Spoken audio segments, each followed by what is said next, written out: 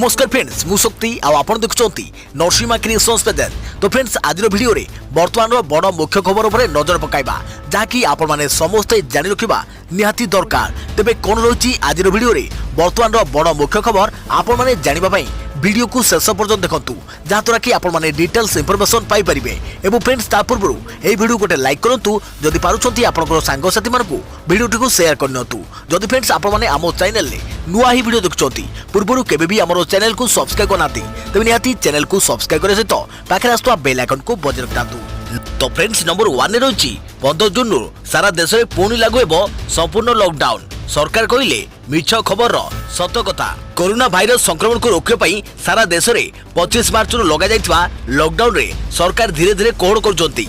किंतु यारी भितरे सोशल मीडिया रे एक मेसेज भाइराल होउची जेउथे दाबी करा जाउची कि 15 जून सारा देश में पुणी संपूर्ण लॉकडाउन लागू हेबो। भाइराल होउथुवा एही मेसेज रे यह दाबी करा जाउची कि गृह मंत्रालय लॉकडाउन संकेत दैछंती एवं एथिरे ट्रेन व्यतीत विमान रे यात्रा भी ब्रेक लागिबो। सरकार प्रेस इन्फॉर्मेशन ब्यूरो पीआईबी भाइराल होउथुवा एही मेसेज को फेक बोली लिखिछंती। PIB fact check Twitter account रे लिखिछंती दाबी सोशल मीडिया रे वायरल करा जाउथुवा एक फोटो रे दाबी करा जाउची कि गृह मंत्रालय द्वारा ट्रेन और विमान यात्रा रे प्रतिबंधक सह 15 जून सारा देश में पुणी संपूर्ण लॉकडाउन लागू कर जाई पारे। फेक न्यूज को प्रसारित करथुवा एमिति भ्रमात्मक फोटोरु सावधान रहंतु। देश में प्रथम थर एक्टिव केस रु अधिक सुस्थ होइतवा लोकंक संख्या केंद्रीय स्वास्थ्य एवं परिवार मंत्रालय आकलन अनुसार सारा देश में 2,76,523 जन लोक कोरोना भूताणु संक्रमित होइछंती जेउथिरे 7,745 जन लोकंक मृत्यु होई सारिछि।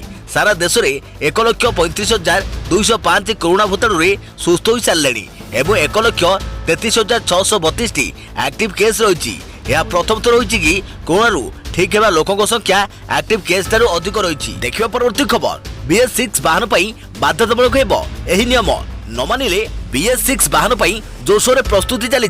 सरकार मध्य BS6 वाहन पई लोकंको सचेतन करबा सहित अनेक प्रकार योजना आनुछंती। BS6 गाड़ी रास्ता रे जना पड़िया पई सेमानको नंबर प्लेट रे खास रंगर स्टिकर लगा जिवो। एही स्टिकर सबुज रंगर रहिबो। नंबर प्लेट रे सबुज स्टिकर हेले टोल बूथ और रास्ता रे वाहन चलाइबा समय अनेक प्रकार सुविधा मध्य देबा पई केंद्र सरकार योजना करूछंती। एमिति न कले रजिस्ट्रेशन करैबा और रास्ता रे चेकिंग समय असुविधा सृष्टि होई पारे। 1 अक्टोबर 2020 रु लागू हेबो एही नियम। देश में BS6 वाहन रे 1 सेंटीमीटर सबुज और नारंगी स्टिकर लगा जिवो। सरकार एही गाड़ी रे 1 सेमी रु सबुज स्टिकर बाध्यतामूलक कर दैछंती। एही निर्देश 1 अक्टोबर 2020 रु लागू हेबो। रोड मिनिस्ट्री तरफ जारी अधिसूचना अनुसार याकू बाध्यतामूलक कर जायछि। एही स्टिकर नंबर प्लेट रे सेही स्थान रे लागिबो जेउठी पेट्रोल CNG वाहन पई हल्का नील रंगर स्टिकर और डीजेल वाहन पई नारंगी रंगर स्टिकर लगा जिवो। तेबे कोन हेबो फायदा किबा क्षति? सरकारी निर्देश अनुसार स्टिकर न लागिथिबा गाड़ीर रजिस्ट्रेशन हेबोनी। रास्ता रे वाहन चलाइबा समय चेकिंग रे धरा पड़िले अनेक असुविधा होई पारे। जदि आपण एमिति करंती तेबे टोल बूथ रो लाइन रे BS6 वाहन को गुरुत्व दिया जिवो। रास्ता रे पोल्यूशन चेकिंग रे आश्वस्ति मिलिबो। BS6 जान महंगा हेबा जोगु अनेक प्रकार रिहाती देई सरकार एमिति वाहन को प्रोत्साहन देउछंती जहा फल रे प्रदूषण को कम कर जाई हेबो। देखिबा परवर्ती खबर चीन को चित करबा को भारत रे ब्लूप्रिंट प्रस्तुत। हाथ मिलेले 7 कोटी व्यवसायी बुसुड़ी पड़िबो चीन रो मेरुदंड। 2021 सुधा केट देबो बड़ झटका। सीमारे चीन भारत सेना मध्य उत्तेजना देखा दैथिबा बेले बेजिंग को बड़ झटका देबाकू भारत रे आरंभ हैला अभियान। 2021 सुधा चीन को 1 लाख कोटी टंकार झटका देबाकू अभियान आरंभ करिसंती भारतीय व्यवसायी। या सो चीन को कड़ा जवाब देबाकू अंटा भिड़ी सर्वभारतीय वाणिज्य महासंघ CAIT. Indian goods our pride अभियान आरंभ करी 3 सामग्री को बॉयकट करने को आह्वान देछि केट। 3 सामग्री को बहिष्कार कर। किछि दिन पूर्वे देशवासी को सोनम वांगचुक एभली आह्वान देवा परे एबे एथिरे स्वर मिलाइछंती भारतर कोटी कोटी व्यवसायी। बेजिंग को हाथ न मारी भात रे मारिबको ब्लूप्रिंट प्रस्तुत करिसंती भारतीय व्यवसायी। आउ एथिबाई 2021 सुधा चीन रो 1 लाख कोटी टंकार आमदानी ह्रास करने को योजना प्रस्तुत होइछि। चीन रो आमदानी होउथिबा प्राय एपरी 3000 सामग्री तालिका प्रस्तुत कर जाइछि जहाँ भारत में उपलब्ध अछि किंबा देश में निर्माण कर जाई परिबो। खास करी इलेक्ट्रोनिक सामग्री खेलना गिफ्ट आइटम कपड़ा घंटा और किछि प्लास्टिक सामग्री एही तालिका रही। तेणु प्राथमिक स्तर में एही सामग्री को बॉयकट करने को ब्लूप्रिंट प्रस्तुत कर व्यवसायी। केट्र महासचिव प्रवीण खंडेलवाला कहवा अनुଯାयी 2001 रे भारत मात्र $2 बिलियन सामग्री चीन रो आमदानी करुवा बेले 2021 रे यह $70 बिलियन रे पहुंची। अर्थात मात्र 20 वर्ष मध्य चीन भारतीय बाजार में बड़ स्थान सृष्टि करिछि। आउ एथिपाई व्यवसायीଙ୍କ ठाରୁ आरंभ करी सरकार समस्त दायी, कारण प्रथम ही चीन सामग्री सस्तार मिलुथारु एहार विकल्प बाबद आमे चिंता करू नाही, जा फल भारतीय बाजार में चीन सामग्री चाहिदा दिनकु दिन बढ़िबारे लागिछि। किंतु एबे पूर्व भूल को सुधारिबा समय आसीछि। चीन सामग्री को बहिष्कार करिबार भारतर साहस नाही, एभली एक खबर ग्लोबल टाइम्स रे प्रकाशित होबा परे एहार जवाब देबाकू अंटा भिड़िथिले भारतीय व्यवसायी। सर्वभारतीय वाणिज्य महासंघ रे प्राय 7 कोटी क्षुद्र और खुचरा व्यवसायी चीन सामग्री बयकट करने को हाथ मिलाई। एपरिक ग्राहक मैंने अभियान में सामिल होगा आह्वान देइछंती, जहाद्वारा भारतीय माने वालेटर पावर देखाइबा सह चीन अर्थनीतिर मेरुदंड को दोहलाई देबे। 130 कोटी भारतीयवासी एभली संकल्प नेले माटी कामुड़ी पड़िबो। विश्व को नाली आखि देखाउथुवा बेजिंग। देखिबा परवर्ती खबर, आदि ठारू डीएल टेस्ट पई स्लॉट बुकिंग आरंभ। राज्य में पुणी आरंभ हेबो एलएल डीएल टेस्ट। एने आदि ठारू डीएल टेस्ट पई स्लॉट बुकिंग आरंभ हेबो। 22 तारिख रु एलएल टेस्ट पई स्लॉट बुकिंग आरंभ हेबो। तेबे 18 रु डीएल टेस्ट पई आरंभ हेबो। सेपरि 29 रु आरंभ हेबो एलएल टेस्ट। सामाजिक दूरत्व रक्षा करी टेस्ट निया जिवो। टेस्ट बेले आवेदनकारी आरटीओ कर्मचारी पिंधिबे मास्क व्यवहार करिवे। तेनु आदि ठारू एसबु आरंभ हेबो बोली राज्य परिवहन कमिशनर सूचना दैछंती। देखिबा परवर्ती खबर, आदिठू लघुचाप वर्षा 3टी जिल्ला रे प्रबल वर्षिबो। बंगोपसागर में सुष्ठ लघुचाप जो आज राज्यर विभिन्न स्थान में वर्षा संभावना रही। आसंता 13 तारिख जाए दक्षिण और उत्तर ओडिशा रे प्रबल वर्षा हो पारे बोली अनुमान करिछि पाणीपाग विभाग। मालकानगिरी, कोरापुट, रायगड़ा रे प्रबल अति प्रबल वर्षा हेबार संभावना अछि। सेहीपरि गंजाम, गजपति, पुरी, कंधमाल, कलाहांडी रे वर्षा हेबो। एहाकु दृष्टि रखी सबु जिला को सतर्क सूचना जारी कर जाइछि। वर्षा फल तापमात्रा ह्रास पाइबो, गरम गुळगुळीरु निस्तार पाइबे लोके। अन्यपटे लघुचाप जो समुद्र अशांत रही समुद्र भितर को न जावाकू मत्स्यजीवी को कहुई। देखिबा परवर्ती खबर, क्यूआर कोड रे मो बस भड़ा आदाय। कोरोना महामारी परिप्रेक्षी में मो बस यात्री एवं गाइड को संक्रमण दूरे रखापी बुधवार ठारू capital region urban transport group पक्षरु मो बस रे क्यूआर कोड माध्यम बस भड़ा आदाय आरंभ होईछि। बस रे यात्री पाखरु गाइडर माने नोट एवं खुचरा टंका हाथ में आदान प्रदान द्वारा कोरोना भूताणु संक्रमण स्वभाव को एड़ाई दि जाई परिबो नहीं। तेणु यह लक्ष्य करी कैशलेस व्यवस्था अर्थात क्यूआर कोड रे टिकस मूल्य आदाय करा जाउथबा क्रूट पक्षरु सूचना दिया जाउछि। क्रूट महाप्रबंधक दीप्ति महापात्र कहते रूट नंबर 16 एवं 20 रे प्राथमिक पर्यायर यह सुविधा उपलब्ध होईछि। आगामी दिन में समस्त रूट रे यात्री माने क्यूआर कोड माध्यम रे टिकट करि परिबे। मो बस रे मोबाइल ऐप एवं ऑनलाइन टिकट सेवा आगरू उपलब्ध अछि। यात्री माने डिजिटल वॉलेट को व्यवहार करी टिकट करि परिबे। बस रे चढ़िबा मात्रे यात्री माने गाइडर को पाखरे रहितबा क्यूआर कोड को स्कैन करी टिकट मूल्य देबे। स्कैन करिया मात्रे टिकट रो मूल्य सीधा सल्क क्रूट बैंक खाता को चली जिवो। उभय यात्री एवं गाइडर को मोबाइल को एही देय संबंध रे मेसेज जिवो। तनखी करिया परे गाइडर माने यात्री को टिकट देबे। आगामी दिन में डिजिटल टिकट सेवा को अधिक अधिक प्रचलन करा जिवो। या द्वारा यात्री एवं गाइडर माने सुरक्षित रहि पारि बोली से कहछन्ते। देखिबा परवर्ती खबर, आगामी किछि सप्ताह आम पई सबुठारु गुरुत्वपूर्ण। मुख्यमंत्री नवीन पट्टनायक बुधवार वीडियो कॉन्फ्रेंसिंग जरिया कोविड मैनेजमेंट संक्रांतीय एक बैठक कर्मशाला रे जोगदेई जिला मुख्य चिकित्सा अधिकारी, विभिन्न मेडिकल कॉलेज डाक्तर और स्वास्थ्य कर्मचारी तथा राज्यर विभिन्न कोविड हॉस्पिटल कर्मकर्ता मान उद्बोधन देते। एही कर्मशाला रे मुख्यतः कोविड-19 परिचालन में नियोजित स्वास्थ्य कर्मचारी मानकर व्यक्तिगत स्वास्थ्य निरापत्ता संपर्कित विभिन्न विषय पर आलोकपात करा जायतिला।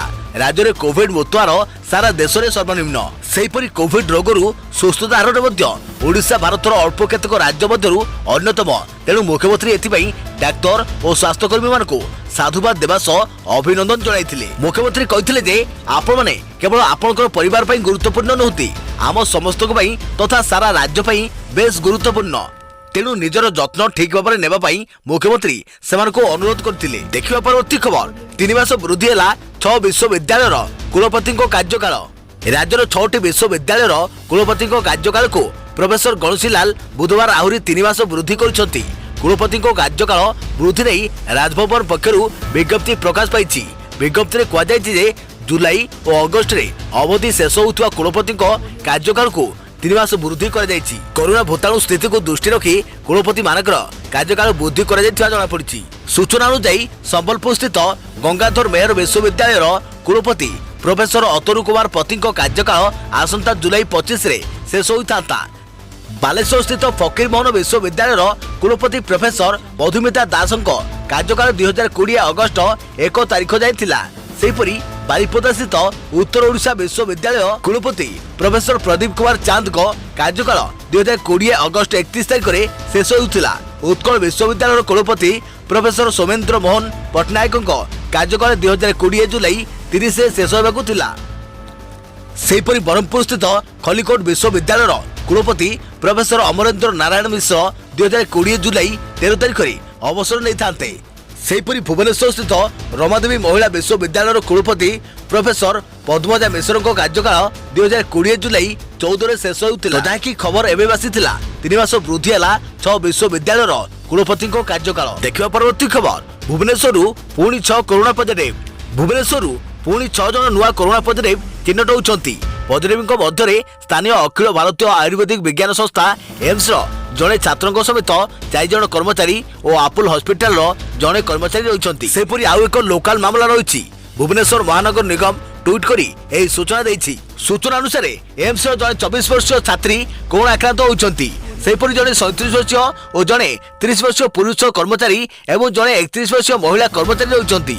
सेपरी आपुल हॉस्पिटल जड़े 38 वर्षीय पुरुष कर्मचारी कोरोना आक्रांत होती। अन्य पक्षरे पोखरीपुर डीएवी स्कूल निकट रहुवा जड़े 35 वर्षीय युवक कोरोना पॉजिटिव बोली जଣା पड़िछि। से निकटे कंधमालू फेरी। अपरपक्षे भुवनेश्वर आज जड़े 46 वर्षीय पुरुष कोरोना संक्रमण सुस्थ होती। से होती जयदेव विहार स्थित विष्णुप्रिया अपार्टमेंट बासिंदा। देखिए परवर्ती खबर रथयात्रा प्रस्तुति नहीं नियोग मान आलोचना कला मंदिर प्रशासन। पहंडी रथ टणा आलोचना सह नीति निघंट प्रस्तुति द्वैतपति नियोग को निर्देश। केंद्र सरकार और हाईकोर्ट रथयात्रा नहीं राज्य सरकार निष्पत्ति छाड़ा पर महाप्रभु को विश्व प्रसिद्ध यात्रा नहीं अंटा बढ़ी श्रीमंदिर प्रशासन। बुधवार द्वैतपति नियोग सह आलोचना करी रथयात्रा नीति निघंट प्रस्तुत करने को कहुई। कोरोना कटकणा भितर किभली शृंखलित भाव रथयात्रा नीतिकांति पालन हेबो तापर गुरुत्व देछि श्रीमंदिर प्रशासन। बिना भक्तरे शृंखलित भाव स्नान यात्रा संपन्न होइतवारु विभिन्न सेवायत नियोग को भेटी धन्यवाद देछंती श्रीमंदिर मुख्य प्रशासक। एथिसह रथ निर्माण और रथयात्रा बाबद प्रस्तुत करने को कहुई। एथिसह सेवायत द्वितीय पर्याय पाउणा बाबद 5000 टंका देवा नहीं निष्पत्ति होइछि। श्रीमंदिर प्रशासन और द्वैतपति नियोग मध्य आलोचना पर चलित वर्ष रथयात्रा हेबा नहीं एक प्रकार सबुज संकेत मिल सारी। केवल राज्य सरकार घोषणा को अपेक्षा रही। तेज सरकार कोटी कोटी लोकों भावावेग सह खेली कहीं रथयात्रा निष्पत्ति झुलाई रखिंट प्रश्न कर बीजेपी। आसंता 15 ରୁ 16 तारिख सुधा रथयात्रा नहीं राज्य सरकार विधिवत निष्पत्ति नहीं पारती कहुई। देखिए परवर्ती खबर महानदीर अथल जलराशि 500 वर्ष तलर प्राचीन गोपीनाथ मंदिर। नयगढ़ जिला बापुर अंचल में महानदीर अथल जलराशि प्राचीन मंदिर दृश्यमान होती। यह मंदिरटी 500 वर्ष तलर प्राचीन गोपीनाथ मंदिर बोली जना पड़ी। मंदिरटी गत 11 वर्ष पूर्वे देखा मिलता। एवं पुणी गत 4 दिन मंदिर चूड़ा और अवला बेढ़ा देखा मिली। साधारणतः मंदिर अवला बेढ़ार चतुर्पार्श्व समान रही है। हेले यही मंदिर अवला बेढ़ार पूर्व भाग दृश्यमान होता बेले पश्चिम भाग संपूर्ण बुड़ी रही। फल मंदिरटी पानीर सुओ किंबा बन्या समय प्रखर जल स्रोत ढली जाइथिबा अनुमान करा जाउछि। अवला बेढ़ारे सुंदर कारुकार्य देखा मिली। देखा परवर्ती खबर 82 वर्षर बिक्री रेकर्ड भांगिला पार्लेजी। तालाबंद लोके खूब खाइले बिस्कुट। कंपानीर बिक्री 8 दशंधि अधिक समय मध्य सर्वाधिक। लॉकडाउन में पार्लेजीर रेकर्ड स्तरीय बिक्री। 82 वर्षर रेकर्ड भांगिला पार्लेजी। 5 टंकार मिलुवा पार्लेजी बिस्कुट पैकेट हजार हजार किलोमीटर पादरे चलुवा प्रवासी श्रमिकों सहारा साजिवा प्रमाणित होइछि। इकोनॉमिक्स टाइम रिपोर्ट मुताबक मार्च एप्रिल मे रे पार्लेजीर शानदार व्यवसाय होइछि। केंद्र सरकार मार्च 23 रे सारा देश में लॉकडाउन घोषणा करथिले। प्रधानमंत्री नरेंद्र मोदी घोषणा सह देश में चलप्रचल उपरे ब्रेक लागिथिला। बस ट्रेन सेवा बंद थिला। हेले लॉकडाउन रो किछि दिन परे बाहर राज्य रे थिबा लोक विशेषकर श्रमिक श्रेणी लोक निज घर को राज्य को पादरे चली चली बाहरिले। एमनकी से अखिया अपिया रही हजार हजार किलोमीटर पादरे चली चली जाउथिले। परवर्ती समय प्रवासी श्रमिकों एपरी अवस्था और भिड को नजर रखी केंद्र सरकार सेमानक पई बस और ट्रेन सुविधा जोगाई देथिले। किंतु एभली एक घड़ीसुंद मुहूर्त रे किछि लोक सहायतार हाथ बढ़ाइथिले। विशेषकर श्रमिक श्रेणीर लोक मानक पई खाद्य पानीर व्यवस्था करथिले। यार भितरे 5 टंकिया पार्लेजी भोकिलाक पई सारा पालट थिला। केही केही याको निजर खर्चरे किनी खाइले, आउ केही सहायतार आकारे देइथिले। खाली एतिक नुहे, परिवहन व्यवस्था बंद रहिथारु काले आगको खाद्य संकट देखा देव। एणु परिस्थिति को नजर रखी लोके विपुल परिमाण में पार्लेजी बिस्कुट को घरे किनी रखिथिले। विशेषकर मार्च एप्रिल मे रे पार्लेजी बिस्कुटर बिक्री 82 वर्षर रेकर्ड भांगी। पार्लेजी कंपनी मार्केट शेयर पाखापाखि 5% वृद्धि पाई। आउ एथिरु 80 ରୁ 90% वृद्धि पार्लेजी बिक्री होइतवा कंपनी पक्षरु कुआ जायछि। 1938 रु पार्लेजी भारतीय मध्य एक लोकप्रिय ब्रांड होई रहिछि। देखिबा परवर्ती खबर, दिल्ली में बढ़ुची संक्रमण। जुलाई 31 सुधा संक्रमण मामला 5.5 लाख रे पहुंचीबो। 50% क्षेत्र में संक्रमण उच्च जना पड़ू नहीं। दिल्ली में संक्रमण मामला हठात बढ़ी जाइछि एवं एठारे गोष्ठी संक्रमण आरंभ होइतवा आशंका करा जाउछि। दिल्ली में 50% कोरोना रोगी केउठू संक्रमित होउछंती ताहा जना पड़ुनी। तेबे दिल्ली उपमुख्यमंत्री मनीष सिसोदिया कहउछंती केंद्र सरकार के अनुसार देश में एपर्यंत गोष्ठी संक्रमण आरंभ होइनी। दिल्ली स्वास्थ्य मंत्री सत्येंद्र जैन कहते दिल्ली में मोट मामलार 50% क्षेत्र में संक्रमण मूल उत्स जनापड़ न गोष्ठी संक्रमण बोली सन्देह कर। तेबे गोष्ठी संक्रमण आरंभ होइछि कि ना ताहा केवल केंद्र सरकार ही घोषणा करिपारिबे बोली से कहछन। दिल्ली रे एबे मामला जेभଳି द्विगुण होइछि ता आकलन करे जना पड़ुछि जे जुलाई 31 सुधा दिल्ली रे संक्रमण मामला 5.5 लाख रे पहुंची जिवो। उपमुख्यमंत्री सिसोदिया कहते दिल्ली में एबे प्रति 12 ରୁ 13 दिन में मामला द्विगुण होइछि। जुलाई 31 बेलू यह 5.5 लाख रे पहुंची जिवो। सेतेबेलू आमको 80,000 बेड आवश्यक हेबो। तेणु आगको परिस्थितिर मुकाबला पई प्राय 60,000 बेड प्रस्तुत रखा पड़िबो। दिल्ली सरकार को आकलन अनुसार दिल्ली में जून 30 सुधा 1 लाख एवं जुलाई 15 सुधा मामला 2,25,000 रे पहुंची जिवो। 52 दिन में दिल्ली सरकार को युद्धकालीन भितर प्राय 60,000 बेड व्यवस्था करने को पड़ो बोली सिसोदिया कहते। तो फ्रेंड्स एथिला वर्तमान समय बड़ मुख्य खबर जहाँकि आपण माने समस्ते जानि रखिबा निहाती दरकार थिला। तो फ्रेंड्स पुणी देखाबो आगामी एक नया वीडियो रे। से पर्यंत थैंक यू, टेक केयर, जय जगन्नाथ, जय भारत।